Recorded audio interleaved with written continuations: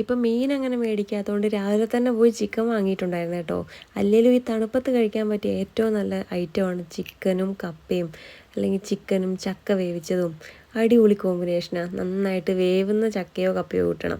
എന്നിട്ട് ചൂടോടുകൂടി ചിക്കൻ കറിയൊക്കെ ഒഴിച്ച് കഴിക്കാൻ വേണ്ടി നല്ല രസമല്ലേ, കൂടെ കട്ടൻ ചായയും. അതുപോലെ തണുപ്പും മഴയെല്ലാം ആയിട്ട് എനിക്ക് ഭയങ്കര ഇഷ്ടമാണ് കേട്ടോ. നമ്മളിവിടെ മഴയൊക്കെ ആണെങ്കിൽ കൂടുതലും ഇതുപോലെ ചക്കയും കപ്പയൊക്കെ വാങ്ങും കേട്ടോ. പിന്നെ ചക്ക വാങ്ങേണ്ട കാര്യമില്ല, നമ്മുടെ ഇവിടെയൊക്കെ തൊട്ടടുത്ത് തന്നെ ഇഷ്ടം പോലെയാണ് കേട്ടോ. എത്രയൊക്കെ മഴയാണെങ്കിലും ഡാലിയയിൽ നിറച്ച് മൊട്ടിട്ട് നിൽക്കുകയാണേ. ഇനിയിപ്പോൾ ഈ ഡാലിയ പൂ തീരുന്ന വരെ ഞാൻ നിങ്ങളിത് കാണിച്ചുകൊണ്ടേയിരിക്കും. എനിക്ക് കാണിക്കാതിരിക്കാൻ പറ്റത്തില്ല.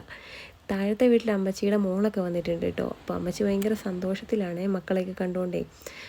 അപ്പോൾ ഞാനത് നോക്കി കുറച്ച് നേരമൊക്കെ നിന്ന് അവരോട് സംസാരിച്ചു. പിന്നെന്താ, നേരെ ചിക്കനൊക്കെ നന്നായിട്ട് 3-4 വട്ടം കഴുകി എടുത്തായിരുന്നേ.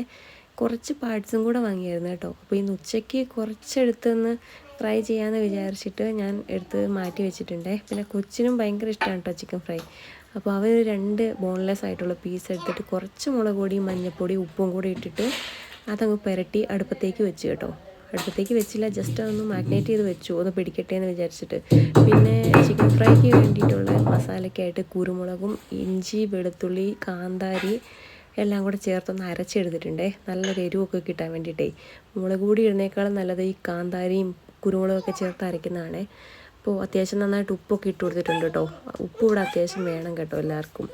ഇറച്ചിയിലോട്ട് പിടിക്കുമ്പോൾ പിന്നെ ഉപ്പില്ലാത്ത ഇതുപോലെ വരത്തില്ലേ.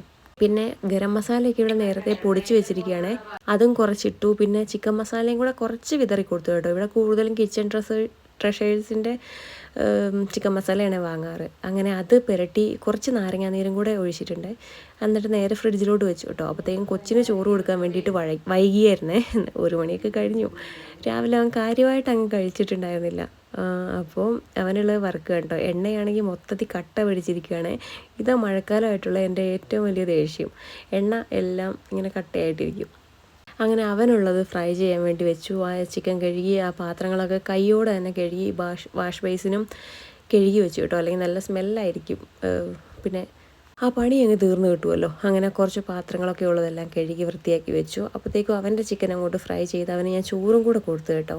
പിന്നെ നമുക്കുള്ള ചിക്കൻ വറുത്തുകൊണ്ടിരിക്കുകയാണെങ്കിൽ അമ്മയാണെങ്കിൽ ഭയങ്കര തയ്യലാണ് കേട്ടോ. ഭയങ്കരം എന്ന് പറഞ്ഞിട്ടുണ്ടെങ്കിൽ നമ്മളൊരു വഴിക്ക് പോകുന്നുണ്ട് അടുത്ത ദിവസം. അപ്പോൾ അതിന് വേണ്ടിയിട്ട് എനിക്കൊരു ധാവണിയുടെ ഒരു പാവാട തയ്ച്ചുകൊണ്ടിരിക്കുകയാണ് കേട്ടോ. അതായത് ചിക്കൻ ഏകദേശം ആയിട്ടുണ്ട്. ഞാൻ അമ്മയ്ക്കൊരു പീസ് കൊണ്ടുപോയപ്പോൾ അമ്മ പറഞ്ഞ അടിപൊളിയാണ്, നല്ല എരിവും ഉപ്പും എല്ലാം ഉണ്ട്. പിന്നെ തക്കാളി കറിയും വെണ്ടയ്ക്ക ഉപ്പേരിയും ഉണ്ട്.